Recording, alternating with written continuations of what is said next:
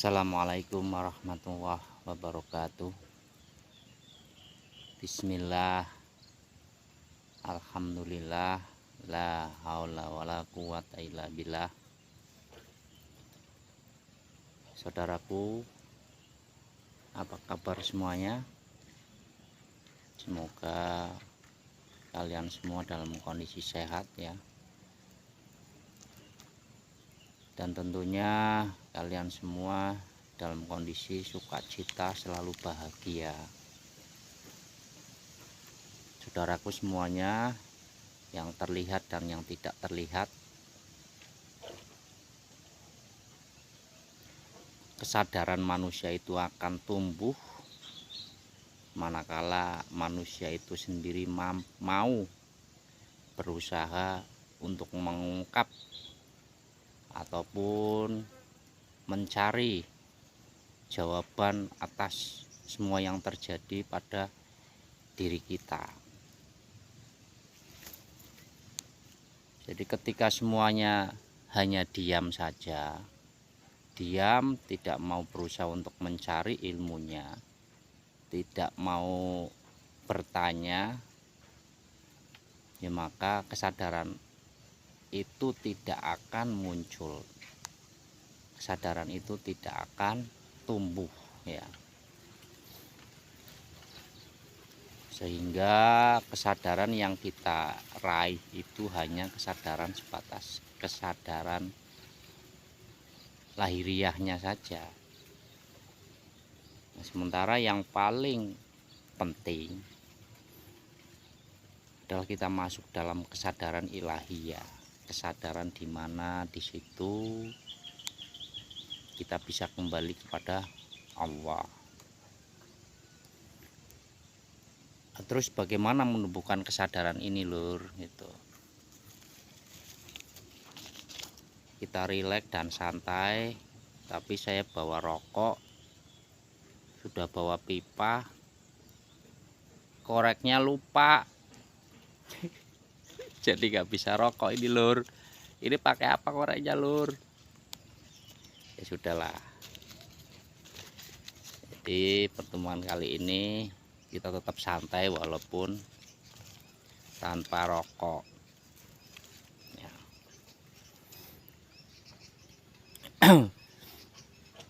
Jadi kehidupan ini sebetulnya ada dua dimensi yang harus kita ketahui,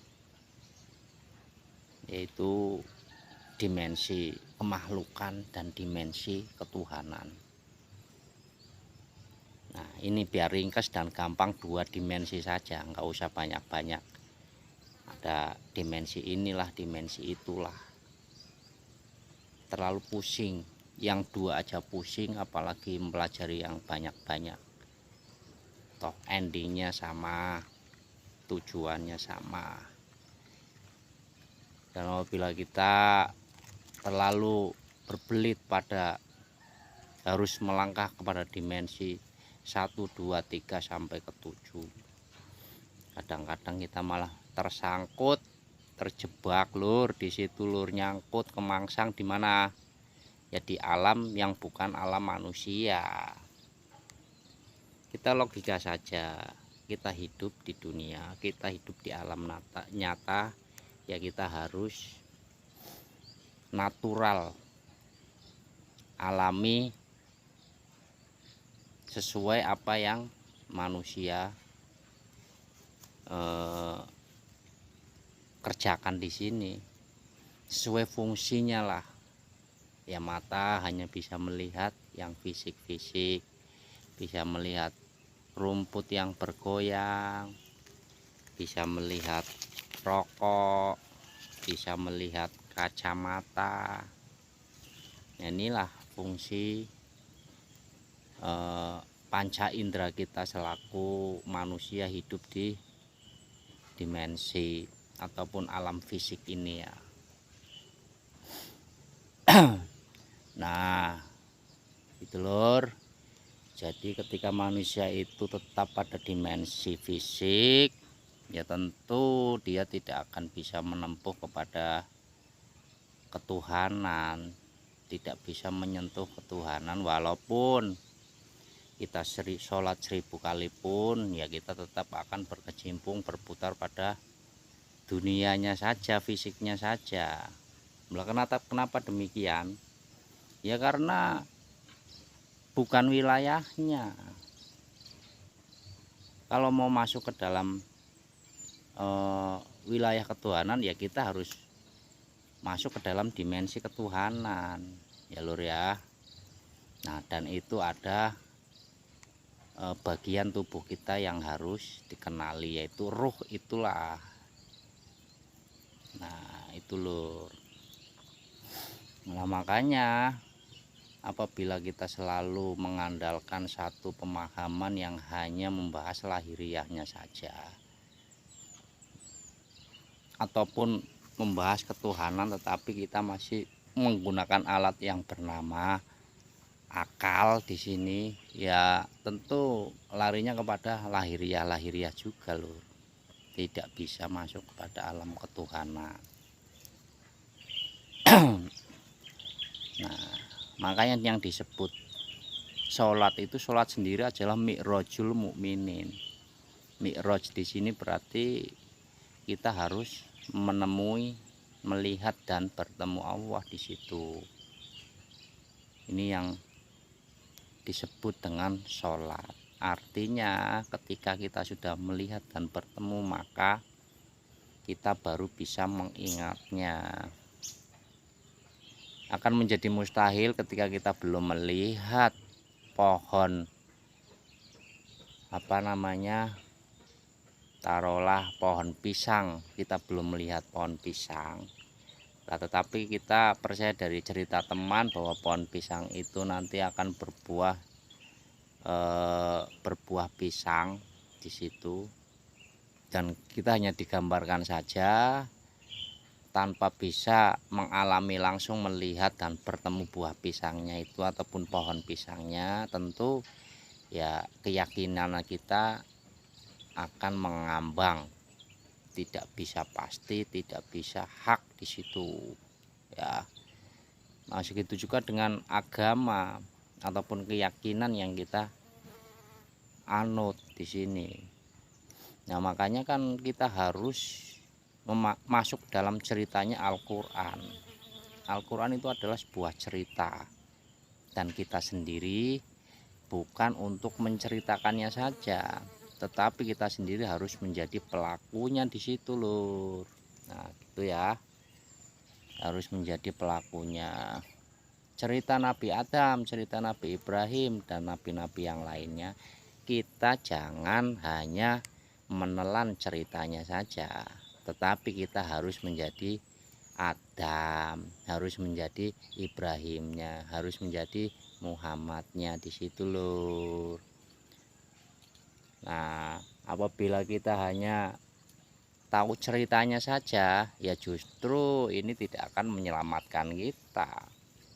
Kalau jelas-jelas dicontohkan di situ sama nabi-nabi, sama rasul-rasul kita, kok bahwa kriteria selamat sudah dijelaskan dalam Al-Quran, yuk kita kudu nyebur lur. Lah masa itu kopi rasanya ya apa? Hanya dilihat saja tanpa dirasakan, diminum, ya dia selamanya akan hanya menerka-nerka, keyakinannya itu hanya kira-kira, sehingga timbul perkataan mudah-mudahan, timbul perkataan insya Allah, wallahu a'lam gitu. Ya kalau melihat kopi di situ, kalau mau merasakannya langsung ya harus minum kopinya, baru tahu bagaimana.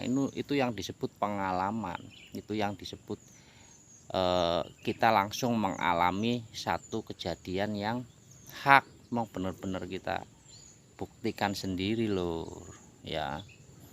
Nah jadi marilah berkesadaran ilahiyah, jadi mengungkap sesuatu yang tidak sebenarnya menjadi sebenarnya, jadi masuk kepada alam yang benar-benar menuju Tuhannya, yaitu masuk kepada alam ketuhanan.